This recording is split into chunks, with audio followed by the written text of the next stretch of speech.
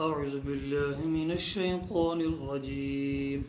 بسم الله الرحمن الرحيم. هل أتاك حديث الغاشية وجوه يومئذ خاشعة عاملة ناصبة تصلى نارا حامية تسقى من عين آنية ليس لهم طعام إلا من ضريع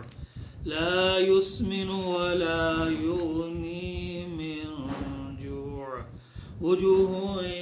يومئذ ناعمة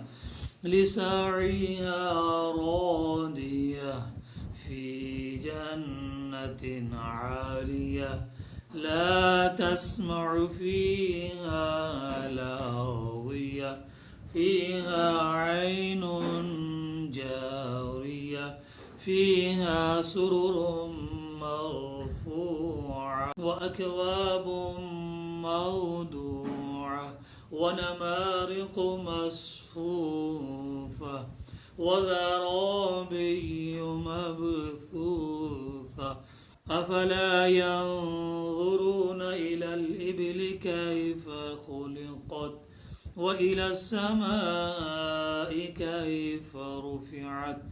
وإلى الجبال كيف نصبت وإلى الأرض كيف سطحت فذكر إنما أنت مذكر لست عليهم بمسيطر